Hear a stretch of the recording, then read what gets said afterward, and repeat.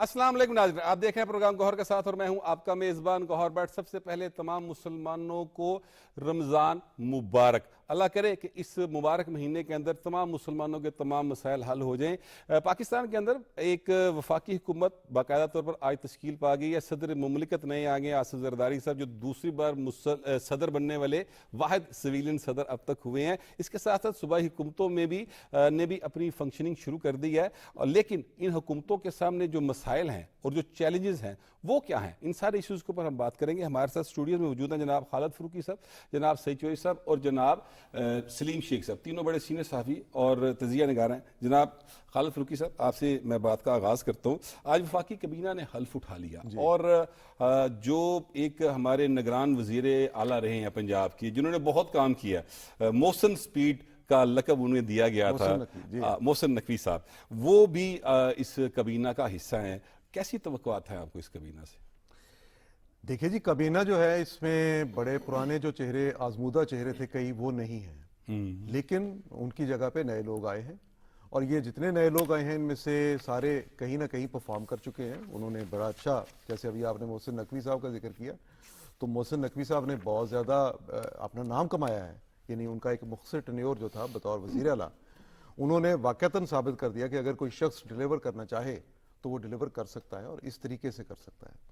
बहुत अच्छा उनका ये रहा। अब कैबिनेट में वो आए हैं, तो कैबिनेट में क्योंकि ये तो एक मुंतखब हुकूमत है, लेकिन मुंतखब हुकूमत का ये भी हक है कि वो अगर किसी गैर मुंतखब नुमाइंदे को कैबिनेट में लेना चाहे, प्राइम मिनिस्टर, तो वो ले सकते हैं। बाद में उनको पार्लियामेंट का हिस्सा बनाया जा सकता है, जैसे सेनेटर बनाया जाएगा और इम्कान यही है कि सेनेटर वो बनेंगे। इसी तरह जो लोग गैर मुंतखब हैं उन सबको एक मखसूस सरसे के अंदर सेनेटर फिर बनाना होता है।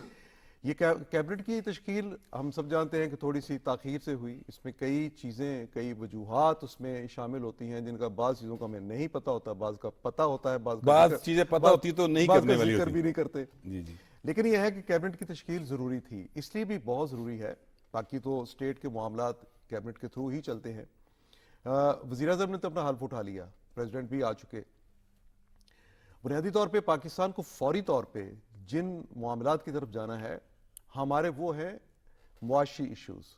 तो मुआशी मामलात में हम देखते हैं IMF की तरफ या किसी भी आलमी मालियाती इदारे की तरफ या दूसरे ममालिक की तरफ, जो हमारे दोस्त ममालिक हैं उनसे भी जब हम की लोनिंग की बात करते हैं, इमदाद की बात करते हैं, तो उसमें कैबिनेट जो है इसकी मौजूदगी बहुत ज़रूरी है।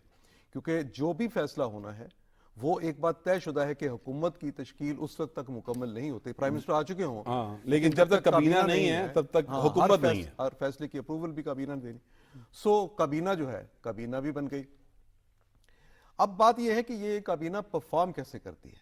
देखिए चैलेंजेस इस वजह से जो कबीना जो अभी आज इन्होंने हल्फ उठाया, उनका पहला इजलास इस वक्त जारी भी है, पहला इजलास जारी भी है। और ये इजलास जो है ये तवानाई के हवाले से है।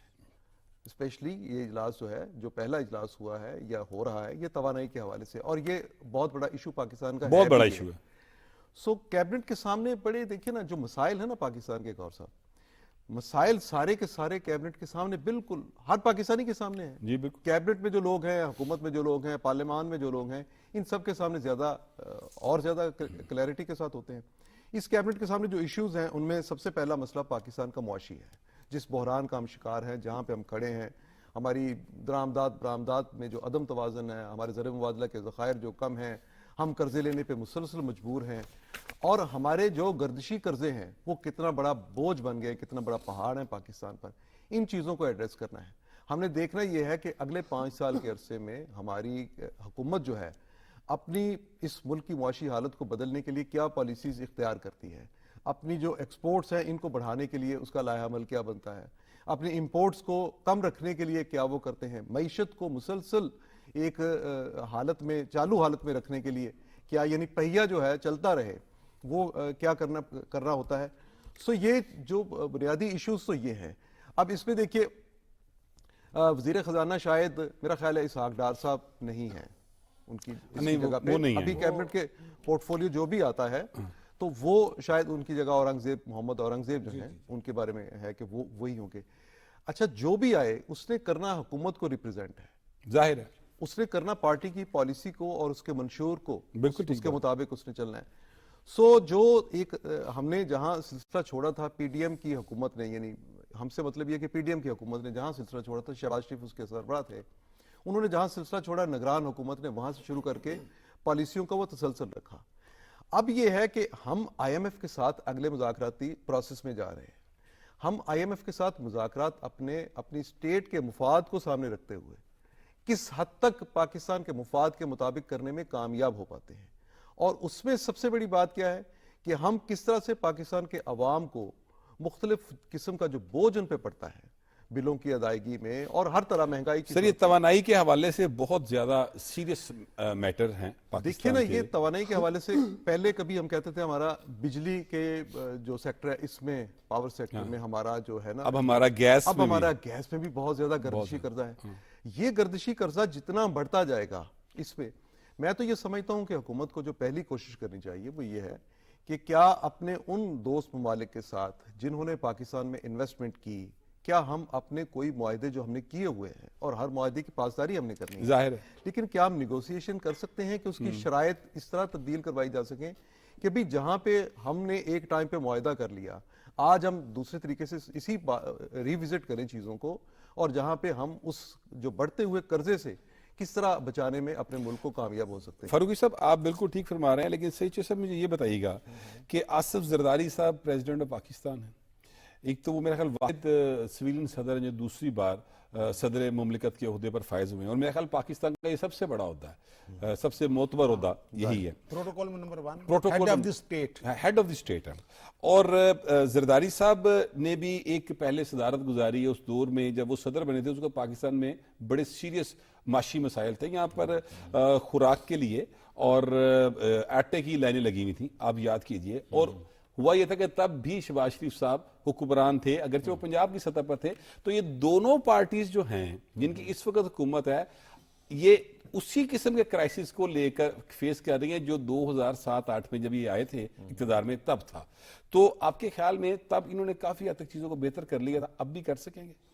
نہیں، امید تو رکھنی چاہیے کہ یہ اس وقت جب یہ صدر تھے اس وقت پیپلز پارٹی کی حکومت تھی وفاق میں، اور پنجاب میں نون لیگ کی حکومت تھی، سندھ میں ان کی حکومت لیکن تھی. وزیر خزانہ جو تھے وہ مسلم لیگ نون کے تھے، اسحاق ڈار صاحب تھے، پہلے 8-9 ماہ وہی رہے. نہیں، پھر وہ تو ساری کیبنٹ سے الگ ہو گئے تھے نا اس وقت. پھر یہ اصل میں جو کرائسس ختم ہونے کا سلسلہ شروع ہوا تھا، یہ ہوا تھا 2013 سے، جو پاور کرائسس تھا اور دیگر نہیں، فوڈ کرائسس جو ہے وہ تو 2009 سے ختم ہو گیا تھا. ہاں، وہ ہم نے ایکسپورٹ کرنی شروع کر دی تھی گندم، امپورٹ کرنے کی بجائے. نہیں وہ ٹھیک ہے بات، لیکن یہ جو اس وقت میٹنگ جو ہو رہی ہے اس وقت کابینہ کی، جو پاور والا ایشو ہے، میں اس کی طرف آ رہا تھا.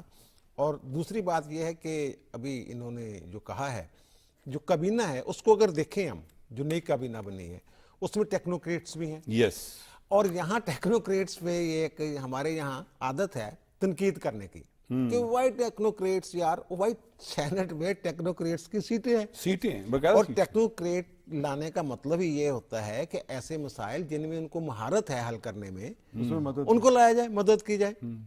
اب دیکھیں، باقی تو خواجہ آصف سارے لوگ جانتے ہیں، مصدق ملک صاحب کی کارکردگی سارے جانتے ہیں، اور کچھ نئے چہرے ہیں، اور اسحاق ڈار صاحب کا جو پورٹ فولیو ہے وہ چینج ہو گیا ہے. خیال ہے کہ انہیں وزارت خارجہ دی جا رہی ہے، اور احد چیمہ صاحب آئے ہیں. بہت اہم وزارت ہے سر، اور وزارت پھر خارجہ. میں عرض کرنے لگا ہوں ادھر ہی. اور پھر ایک شیزہ فاطمہ، جی بہت ایکٹیو اور بڑی ٹیلنٹڈ خاتون یہ خواجہ آصف کی میرے خیال بھتیجی ہیں، بھانجی ہیں شاید. ہاں بھتیجی ہیں یا بھانجی ہیں.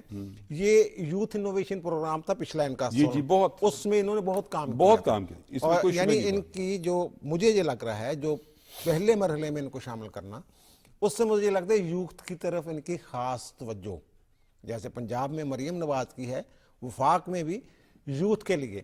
اور اسحاق ڈار صاحب کی جہاں تک بات ہے کہ اسحاق ڈار کے بارے میں سنا جا رہا ہے کہ جناب انہیں وزارت خارجہ دی جا رہی ہے. وزارت خارجہ کے لیے جو ان کو ہم جانتے ہیں ایک وزیر خزانہ کے طور پہ، لیکن ایک چیز دیکھنے والی یہ ہے کہ جو وزیر خارجہ اس کے لیے سب سے بڑی خوبی جو ہے ذہانت کے ساتھ ساتھ اعصاب کی مضبوطی. جی بالکل ٹھیک. جو مضبوط اعصاب کا بندہ ہوگا وہ اچھا پرفارم کرے گا وزیر خارجہ کے طور پہ. مجھے یاد ہے کہ ایک دفعہ امریکہ میں ایک وزیر خارجہ ظاہر ہے اس کی منظوری جو ہے صدر دیتا ہے، نامزدگی کرتا ہے، سینٹ نے منظوری دینی ہوتی ہے، اس کی منظوری نہیں دی گئی۔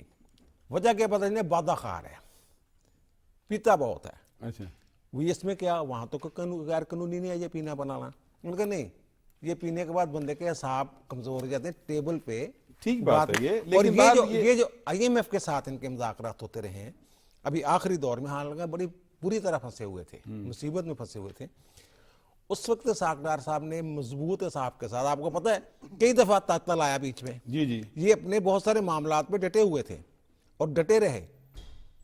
اور اسی طرح پھر جو وزیر خزانہ کے طور پہ ان کے جو چائنا کے ساتھ سی پیک کے حوالے سے اور عرب ممالک کے ساتھ، اور پھر وزیر اعظم یہ کہہ چکے ہیں ہم کسی گریٹ گیم کا حصہ نہیں بنیں گے۔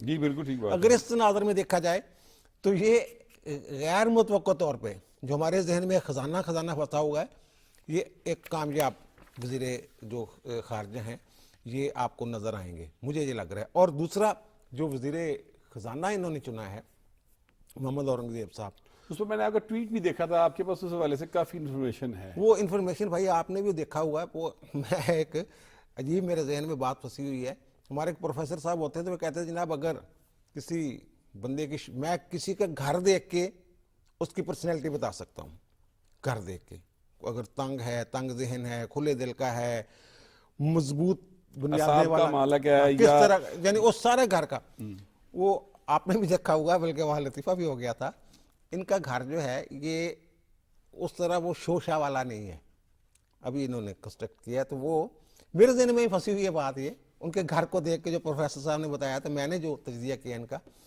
اس میں لوہے کا استعمال نہیں ہوا سر پورے گھر میں، ٹھیک بات ہے۔ ایک یعنی کہ سیڑھی تک وہاں لوہے کی نہیں ہے، تو وہ سارا کچھ پرانا جو سٹائل ہے وہ پتہ نہیں سادہ، دیکھنے میں بہت سادہ ہے، دیکھنے لیکن مضبوط، ظاہر ہے جیسے وہ شاہی قلعہ اس طرح کا ان کا۔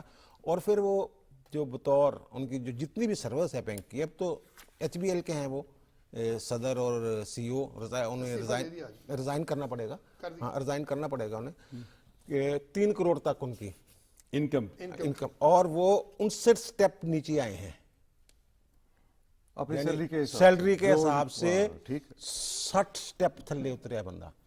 اور پھر ان کا جو فیملی ہے وہ آپ دیکھیں کہ خلیل الرحمن رمدے صاحب ان کے چچا بھی ہیں، یہ چوری فاروق اٹارنی جنرل پاکستان کے ہوتے تھے، ان کے یہ صاحبزادے ہیں، اور ہالینڈ کی ان کے پاس نیشنلٹی تھی، انہوں نے چھوڑ دی ہے، وہ سن لینا، وہ چھوڑنی پڑی ان کو، کیونکہ ان کا خیال تھا کہ مشیر کی حد تک پاکستان کے لیے، دیکھیں جب آپ پاکستان کے لیے کام کرنے جاتے ہیں نا، تو پھر یہ اپنے ملک کے لیے کام کر رہے تھے تو بہت ساری چیزیں چھوڑنی پڑتی ہیں۔ جو فیملی بیک گراؤنڈ ہے وہ بڑا کاؤنٹ کرتا ہے، جی بالکل کرتا ہے۔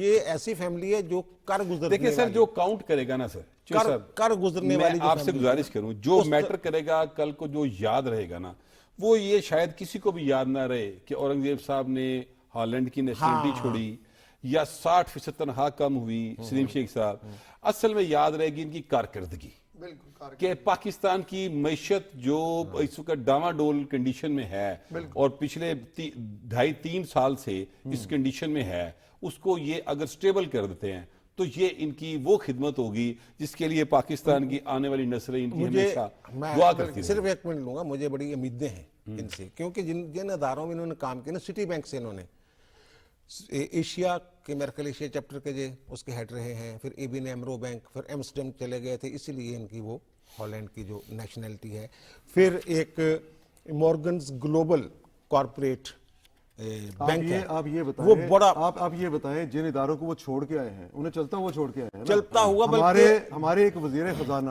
وہ بنے تھے، وہ جس ادارے سے آئے تھے اس کا بیڑا گر کر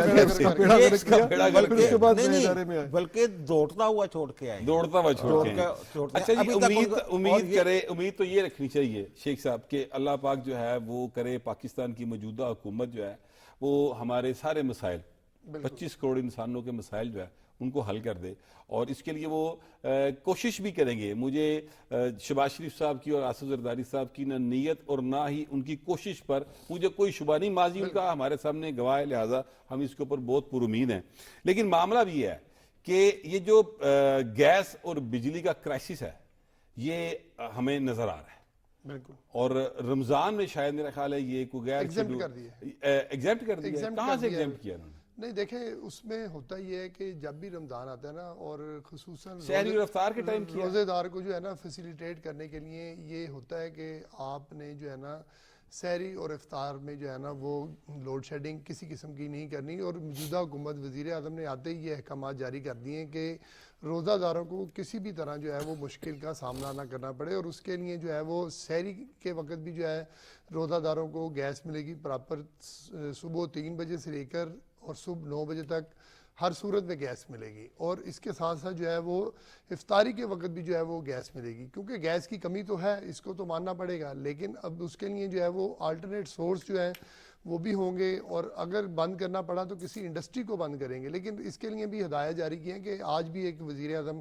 صاحب کی صدارت میں ایک اجلاس ہوا اور اس میں جو ہے پیٹرولیم اور گیس کے حوالے سے بھی جو ہے وہ اقدامات کرنے کی ہدایت جاری کی گئی ہیں. اور کہا گیا ہے کہ جی پیٹرولیم کے جو ذخائر ہیں جو پاکستان کے اندر ہیں زیر سمندر, ان کو بھی ڈھونڈنے کے لیے جو ہے وہ اقدامات کیے جائیں. اور جو پیٹرولیم کی جو نجی شعبے میں لوگ ہیں ان کو بھی کہا گیا ہے کہ وہ یہاں پر آئیں, ان کو فیسیلیٹیٹ کیا جائے اور یہاں پر جو ہے وہ جو نہ گیس چوری ہو اور نہ ہی جو ہے وہ پیٹرولیم کی مصنوعات جو ہیں وہ چوری ہوں. اس سلسلے میں جو ہے وہ واضح طور پر ہدایات بھی جاری کر دی گئی ہیں اور شارٹ ٹرم جو ہے وہ پلاننگ وہ بھی مانگ لی گئی ہے. یہ نہیں کہا کہ کسی کو کسی قسم کی کوئی مشکل کا سامنا کرنا پڑے. اور ہدایات جاری کی ہیں کہ جو پرائیویٹ شعبہ ہے نا اس کو انوالو کرنے کی کوشش کی گئی ہے. وزیر اعظم صاحب نے کہا ہے کہ حکومتیں جو ہیں وہ کاروبار نہیں کرتی, ان کا کوئی کام یہ نہیں ہوتا کہ وہ کاروبار میں کسی بھی طرح جو ہے وہ انوالو ہو جائیں.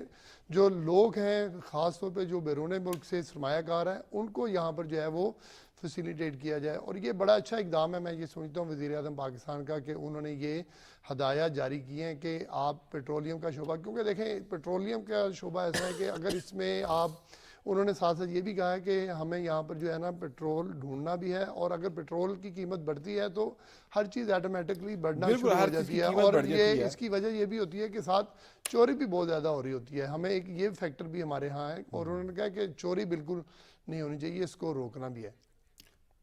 چلیں اس وقت بریک کا کہا جا رہا ہے, بریک پہ جاتے ہیں اور بریک سے واپس آئیں گے تو بات کریں گے کہ 19 رکنی وفاقی کابینہ ہے, کیا اس میں اضافہ ہو سکتا ہے اور کیا پاکستان پیپلز پارٹی اس اضافے میں کابینہ کا حصہ بنے گی یا نہیں. فی الحال ٹیک اے بریک.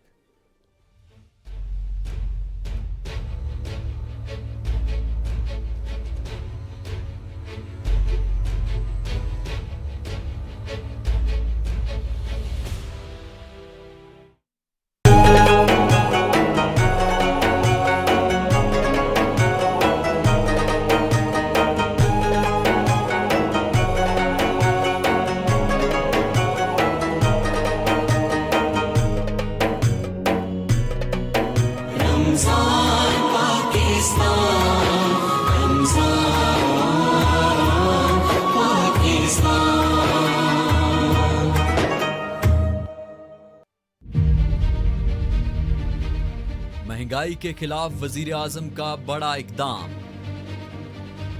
12.5 ارب روپے پر مشتمل رمضان پیکج کا اعلان. 3 کروڑ 96 لاکھ سے زائد خاندانوں کو سستے داموں اشیاء خوردونوش کی فراہمی.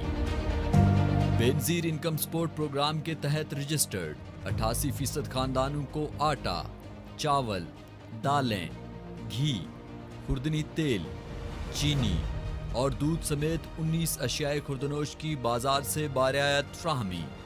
آٹے کے 20 کلو تھیلے پر 77 روپے فی کلو اور گھی پر 70 روپے فی کلو سبسڈی. ملک بھر کے 4775 یوٹیلٹی سٹورز کے ذریعے وزیر اعظم ریلیف پیکج کی فراہمی. وزیر اعظم کا بے نظیر انکم سپورٹ کے تحت 10,500 روپے کی سہمائی قسط مستحق افراد میں تقسیم کرنے کی ہدایت, جبکہ بلوچستان کے مستحق افراد میں اضافی 2,000 روپے فی خاندان فراہمی. ملک کے کمزور اور غریب طبقے کا تحفظ, وزیر اعظم کا عزم.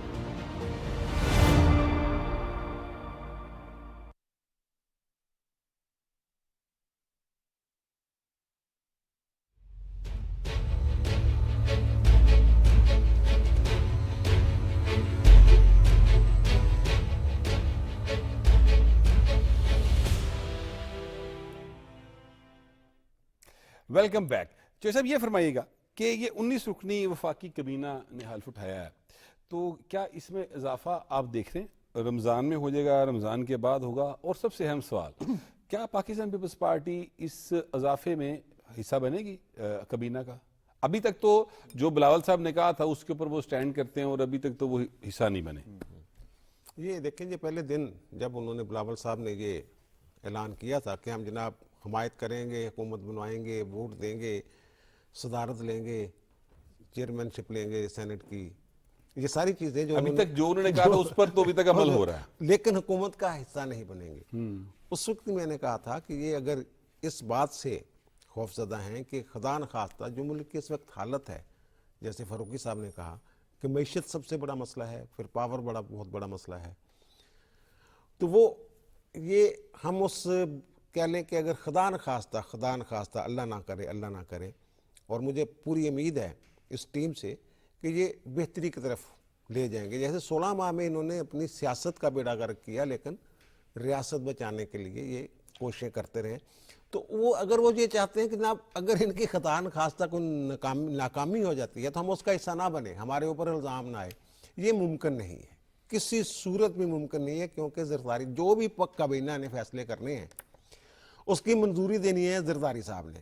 अब ये तो नहीं हो सकता कि काबीना की जो पॉलिसी गई है या कोई फैसला गया है सदर साहब के पास और सदर साहब पीपल्स पार्टी के पॉलिसी के मुताबिक उसको रोक ले।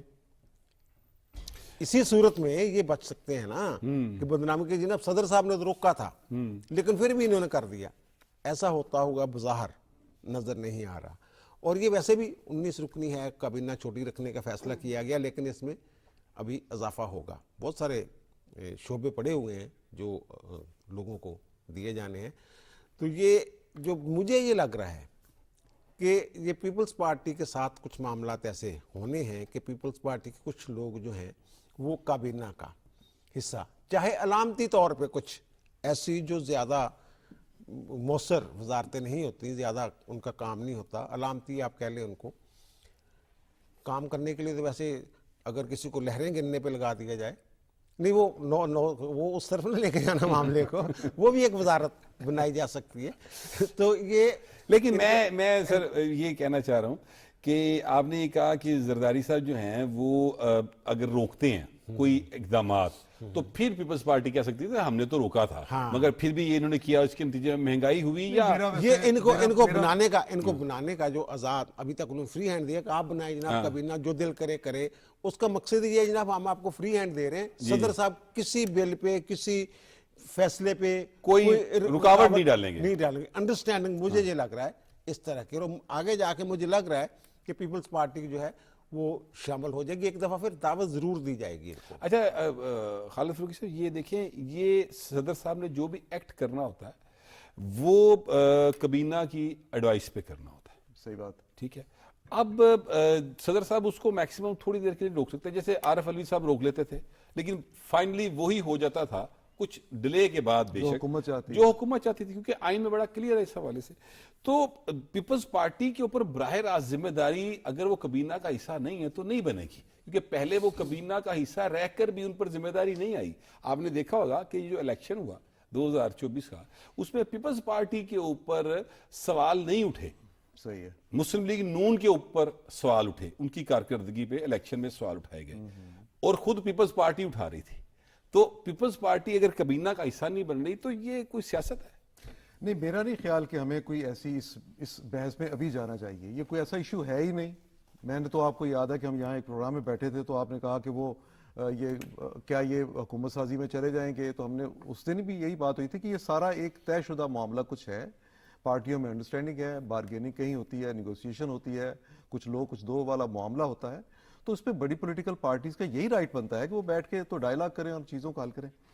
मेरा अपना ये ख्याल है कि कोई ऐसा इशू नहीं इन पार्टियों के दरमियान। ये कोई मिसाक जमहूरियत जिसकी हम बात करते हैं ना, ये उसी का एक तसलसल चल रहा है। जिस तरह से अंडरस्टैंडिंग के साथ मामलात आगे बढ़ रहे हैं, तो पीपल्स पार्टी, ये मेरी राय हो सकता है पीपल्स पार्टी अभी ये फैसला करे या नहीं करे, लेकिन मेरा अपना ये ख्याल है कि पीपल्स पार्टी, मैं चौधरी साहब वाली बात से इससे बिल्कुल मुत्तफिक हूँ कि पीपल्स पार्टी जो है वो आगे जाके तो इस हुकूमत का हिस्सा بن سکتی ہے, زیادہ امکانات اس بات کے ہیں.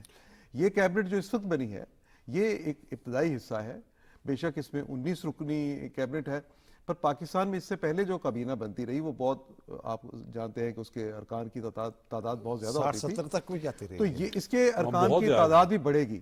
دیکھیے اصل مسئلہ یہ ہے کہ جو امپورٹنٹ منسٹریز ہیں وہ پاکستان میں اس وقت 2 ہیں جو پاکستان کے معاملات کو ڈائریکٹ دیکھتی ہیں. ان میں سے ایک ہے داخلہ, وزارت داخلہ, ایک ہے وزارت خزانہ. وزارت خزانہ پہ آپ کبھی 88 سے غور کریں آج تک, جب پیپلز پارٹی کی حکومت 88 میں آئی تھی تو ایک بندہ اس میں ایسا تھا جو پیپلز پارٹی کا نہیں تھا, جی وہ وزیر خزانہ ہوتا تھا. اور وہ وزیر خزانہ شاید وہ ہوتا تھا, جعفری صاحب تھے, بی اے جعفری. اس کے بعد سے آج تک ہمیشہ یہ ہوتا ہے, اور کبھی کبھار اس میں جب مسلم لیگ نون کی حکومت آئی تو ڈار صاحب کو پورے اختیارات کے ساتھ وزارت ملی. اب یہ بھی جو وزارت ہے اس میں دیکھیے پاکستان میں سٹیک ہولڈرز جو ہے نا مختلف ہیں, ریاستی معاملات کو چلانے میں ہمارے اداروں کا بھی ایک اپنا رول ہے اور کردار بالکل ہے. ہم جانتے ہیں کہ وہ جو سر دنیا بھر میں ویسے ہی رول ہوتا ہے. بالکل ہوتا ہے. اب ہم جانتے ہیں کہ فیسیلیٹیشن کونسل بنی, اس فیسیلیٹیشن کونسل کے جو فیصلے ہیں ہو سکتا ہے کہ سیاسی جماعتوں کو اس طرح سے ایکسیپٹ نہ ہوں, سیاسی جماعتیں اس طرح نہیں بات کرنا چاہتی, لیکن پھر وہاں پہ ضرورت آتی ہے کسی ایسے چہرے کی جو ان کے اوپر سٹیمپ بھی لگائے, ان کو آگے بھی بڑھائے. سو یہ 2 وزارتیں جو اس وقت مجھے لگ رہا ہے وہ نہ تو وہ میرا نہیں خیال کہ ڈائریکٹ جو برسر اقتدار جماعتیں ہیں یا جماعت ہے اس سے زیادہ ریلیٹ کرتی ہیں, لیکن بہرحال وہ مطمئن رکھنے کے لیے 2 وزارتیں وہ بھی ہیں. باقی جو وزارتیں ہوں گی ان میں وزارت خارجہ ڈار صاحب کو اگر ملتی ہے تو وزیر خارجہ کا رول بھی بہت امپورٹنٹ ہے اپنی معاشی پالیسیوں کے حوالے سے. آپ یہ دیکھیں کہ جو مفتاح اسماعیل تھے انہوں نے کہا کہ جو بحیثیت وزیر خزانہ مجھے جس شخص نے سب سے زیادہ سپورٹ کیا وہ ہمارے وزیر خارجہ تھے, یعنی بلاول بھٹو. اچھا, اب وزیر خارجہ اگر ہمارے ایسے ہوں جن کو پاکستان کے معاشی حالات کا اچھی طرح علم ہو تو وہ بہت معاون اس میں ثابت ہو سکتے ہیں. پر میں گوہر جو اس میں سب سے امپورٹنٹ چیز اس وقت دیکھ رہا ہوں کہ 2 ایسی پولیٹیکل پارٹیز ہیں جن دونوں کا سی پیک سے بہت گہرا تعلق, یعنی آصف زرداری صاحب بھی یہ کریڈٹ لیتے رہے, پیپلز پارٹی کریڈٹ لیتی رہی ہے کہ سی پیک کا انیشیٹو ہم نے لیا, ہمارا برین چائلڈ ہے. اچھا, اسی طرح سے اس کو آگے بڑھایا مسلم لیگ نون نے, اس کو بریک لگی پی ٹی آئی کے دور میں. جی بالکل ٹھیک بات ہے. اچھا, اب یہ دونوں پارٹیاں وہ ہیں جو سی پیک کو آگے چلا رہے ہیں. اچھا, میں اس پر آپ سے بات کرنا چاہتا ہوں, لیکن میں چاہ رہا ہوں کہ تھوڑا سا جو اس پر باقاعدہ میں پوری بات آپ سے سننا چاہتا ہوں, یہ جو آپ نے ایشو چھیڑا ہے نا, کیونکہ آصف زرداری صاحب کو عالمی رہنماؤں نے مبارکباد دی اور اس پر میرے پاس تھوڑی سی جو انفارمیشن ہے وہ آپ سے شیئر کروں گا. لیکن مجھے سلیم شیخ صاحب آپ کے پاس اس لیے آنا ہے کہ یہ جو رمضان اب ظاہر ہے شروع ہو گیا اور اس کی جو رمضان پیکیج ہے اس کی ترسیل کا طریقہ کار پہ لوگوں نے بات چیت کی تھی کہ کچھ اعتراضات وغیرہ اٹھائے تھے, وہ میرا خیال ہے کہ وہ شاید ڈور سٹیپ پہ دیے جا رہا ہے. اعتراض تو میرا خیال کوئی بھی نہیں ہے, اگر کوئی اعتراض اٹھاتا ہے تو اس کی شاید مرضی ہو, لیکن اس وقت جو رمضان پیکیج تقسیم کیا جا رہا ہے نا, ماضی میں آج تک بالکل نہیں ہوا. ہم نے یہ دیکھا ہے کہ رمضان اتنے بہتر طریقے سے کبھی نہیں ہوا, اور لوگوں کو گھروں میں جو ہے رمضان پیکیج ڈور سٹیپ پر وہ پہنچایا جا رہا ہے, اور اس میں یہ بھی نہیں ہے کہ آپ نے کسی سفارشی کا نام ڈال دیا اور کسی کو نکال دیا ہے. یہ سارا کا سارا ڈیٹا جو ہے وہ بے نظیر انکم سپورٹ پروگرام سے لیا گیا ہے, اور جو ہماری وزیر اعلیٰ پنجاب ہیں مریم نواز شریف صاحبہ, وہ یہ کہتی ہیں کہ جتنے لوگ ہمارے پاس آئے ہیں میں یہ سمجھتی ہوں کہ یہ کم ہے, اس کی تعداد اس سے زیادہ ہونی چاہیے. لیکن کیونکہ ان کی مجبوری ہے, ایک تو وہ ابھی نئی وزیر اعلیٰ بنی ہے اور ان کے پاس کوئی اور ڈیٹا ہے نہیں کہ وہ کسی کو کس طرح جو ہے وہ مزید جو ہے لوگوں کو ایڈ کر کے ان کو رمضان پیکیج دے دیں. تاہم اس وقت جو صورتحال ہے نا کہ 64 لاکھ کے قریب جو گھر ہیں ان کو رمضان پیکیج جو ہے وہ دیا جانا ہے, اور اس میں شاید اضافہ بھی کیا, 7 سے 12 ارب کیا ہے. وہ تو نہیں, وہ وفاقی حکومت نے کیا, وفاقی حکومت نے کیا ہے. وزیر اعظم شہباز شریف صاحب نے, انہوں نے کہا کہ آپ جو ہے وہ جو لوگوں کو رمضان کی سبسڈی دے رہے ہیں وہ اچھی طرح سے دیں, ٹرک جہاں پر لوگوں کو راشن تک بیچ رہے ہیں, آٹا یا دوسری چیزیں, وہ زیادہ سے زیادہ لگائیں تاکہ لوگوں کو لائنوں میں نہ لگنا پڑے.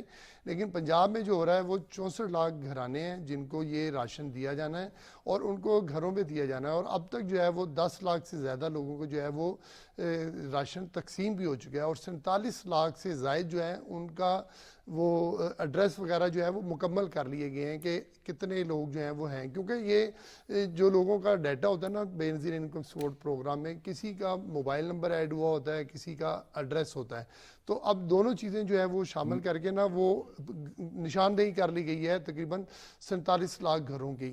تو میرا خیال ہے 2-4 دنوں میں جو ہے وہ مکمل 64 لاکھ کی وہ تصدیق بھی ہو جائے گی، اور 10 رمضان المبارک جو ہے وہ ٹارگٹ دیا گیا پنجاب تب حکومت، تک یہ 64 لاکھ پیکٹ جو ہیں تقسیم ہو جائیں گے. اور اس میں جو ہے وہ مریم نواز شریف صاحبہ خود بھی اس کی مانیٹرنگ کر رہی ہیں، اور کل وہ گئی تھی اس کی جو الیکٹرانک مانیٹرنگ ہو رہی ہے پونچھ ہاؤس میں ادھر ملتان روڈ پر، اور انہوں نے اس نظام کو جو ہے وہ مزید بہتر کرنے کے لیے بھی کہا. ان کا یہ کہنا تھا کہ مجھے کچھ شکایات ملی ہیں کہ کسی شادی گھر میں بھی جو ہے وہ یہ تقسیم کیا جا رہا تھا، تو لہذا یہ نہیں ہونا چاہیے. جو کہا گیا ہے کہ گھروں میں دیا جائے تو گھروں میں دیا جائے. مریم نواز جو ہیں وہ بہت زیادہ اس کے اوپر سنجیدگی کے ساتھ جو ہے وہ کام کر رہی ہیں. اچھا میں سر آپ کی طرف وہ آنا چاہتا ہوں، وہ جو آپ نے بات کی تھی نا سی پیک کی، اور یہ جو یعنی زرداری صاحب اور مسلم لیگ نون دونوں ہی ایکچولی اکٹھے تھے جب یہ سارا کچھ ہوا، تو زرداری صاحب کو بڑے عالمی رہنماؤں نے مبارکباد وغیرہ دی ہے، اور چین، ایران اور افغانستان کی جانب سے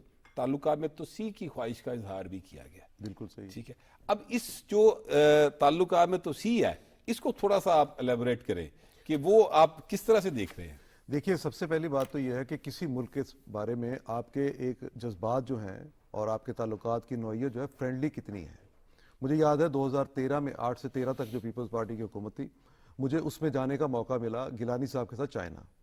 تو کتنا وہ چائنیز جو ہے پاکستان کے بارے میں کتنی محبت کا اظہار بھی کرتے تھے، اور کس طرح سے ہمارے معاہدے بھی اس دوران بڑے اچھے ہوئے. پھر جب پیپلز پارٹی کی حکومت ختم ہو گئی تو مجھے زرداری صاحب کے ساتھ جانے کا موقع ملا چائنا.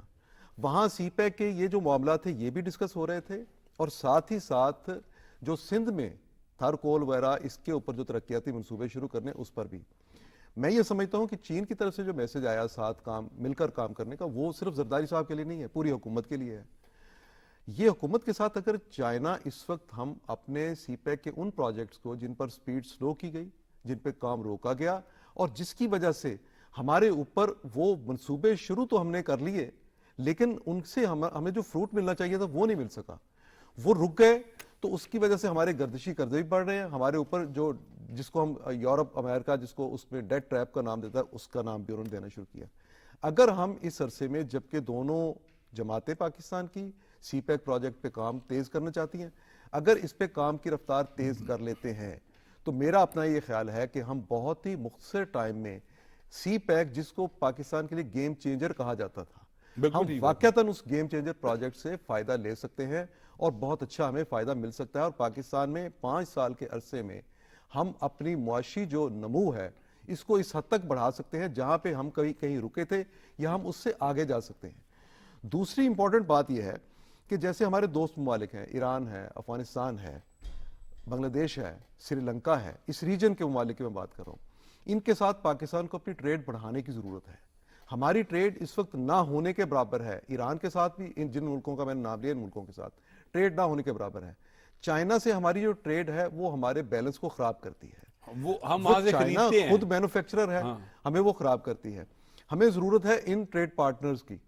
اس کے ساتھ ساتھ ہمیں ضرورت ہے جو ہمارا یورپی یونین کے ساتھ معاہدہ GS+ کا جو ہمیں ملتا ہے، ایک انہوں نے دیا ہوا ہے، سہولت ہمیں دی ہوئی ہے، اس سے ہم کس حد تک میکسیمم مستفید ہو سکتے ہیں. اسی کے ساتھ ہم جانتے ہیں اچھا اور یورپی یونین اور امریکہ یہ دونوں پاکستان کے ایسے ٹریڈ پارٹنر ہیں جو پاکستان کے فائدے میں رہتی ہے، ہمیشہ جو ہے بیلنس پاکستان کے مفاد میں رہتا ہے. تو ان کے ساتھ آپ بڑھائیں، پاکستان کی جو تجارت ہے اپنے دوست ملکوں کے ساتھ شروع کریں، نئے کوریڈور تلاش کریں. اس میں ہم جا کے اپنی جب یہ ٹریڈ ہماری بڑھے گی تو پاکستان میں جو ہماری معیشت ہے یہ بھی چلے گی.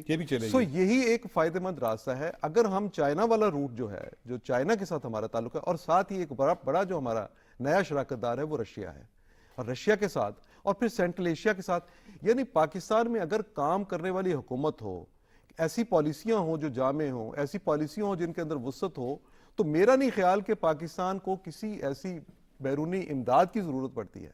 وہ جو کہا جاتا تھا نا ہماری پالیسی جو ہے قرضے نہیں، امداد نہیں، ہماری پالیسی جو ہے ٹریڈ پر ہے، تو وہ ٹریڈ کی پالیسی شروع کریں. اور اس کی ابتدا جو ہے میرے خیال کے مطابق سب سے مناسب وقت جو ہے وہ یہ ہے کہ اس کی ابتدا کی جائے سی پیک سے. اور سی پیک کے جتنے بھی پروجیکٹس ہیں انرجی سیکٹر میں ہیں یا کسی اور جگہ پہ ہیں, ہمارے یہاں پہ آپ کو پتہ ہے کہ اقتصادی زون بننے تھے پاکستان میں, وہ اقتصادی زون نہیں بن سکے, اور وجہ اس کی پھر یہی ہوئی کہ ان پروجیکٹس پہ لاگت جو ہے وہ ہمارے سامنے ہے. اس پروجیکٹ سے ہم نے فائدہ کتنا اٹھانا ہے یہ ہمیں پتہ نہیں. اب اگر ہم نے اقتصادی زون نہیں بنائے, چائنا کی طرف سے یہ شکایت بھی آئی کہ جناب آپ کی حکومت آتی ہے, آپ کے افسر آتے ہیں, لیکن ان کا فائل ورک ہی نہیں مکمل ہوتا. اب اگر صرف یہ کام ہم کر لیں کہ اپنا سارا یہ فائل ورک ہمارا نہ صرف مکمل ہو بلکہ عملی طور پہ کام شروع ہو. میں گزارش کروں کہ آصف زرداری صاحب کا میں نے ایک کلپ دیکھا تھا اور اس میں وہ کہہ رہے تھے کہ پاکستان کو فوڈ باسکٹ بنائیں دنیا کی. بالکل ایسی بات ہے, اور یہ بات وہ پہلے بھی کہتے رہے. ایک چھوٹی سی عرض کروں, جو آپ نے بات کی نا کہ 2009 میں پاکستان نے ایکسپورٹ شروع کر دی تھی گندم کی, اس کی ریزن ہی صرف یہ تھی. 2008 میں پیپلز پارٹی کی حکومت آئی, 2008 میں سب سے پہلا کام انہوں نے یہ کیا کہ ہماری جو زرعی معیشت ہے اس پر توجہ دی, اس میں بلینز آف روپیز جو اس میں ڈالے گئے. جب اس میں پیسے ڈلے تو ہمارے ملک کی جو کسان ہے اس نے سارا کچھ, اس کی پیداوار بہتر ہوئی. پاکستان کو گندم کی جو امپورٹ تھی ہم نے روک دی, اور پھر اس کے بعد ہم نے ایکسپورٹ بھی شروع کر دی. اور آپ یہ بھی ذہن میں رکھیں 2008 سے 2013 انٹرنیشنل ریسیشن کا دور تھا. یہ بات ٹھیک ہے. اور 2008 سے 13 کے اس عرصے میں پاکستان میں فوڈ کی جو پیداوار ہے وہ ریکارڈ تھی, وہ ریکارڈ رہی, اور یہاں پر وہ والے معاملات نہیں آئے جو پہلے چل رہے تھے.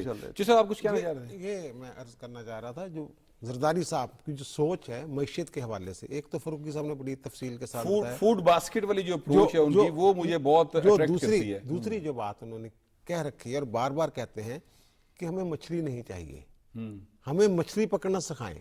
صحیح بات, ہمیں کانٹا چاہیے, مچھلی پکڑنے کا فن چاہیے.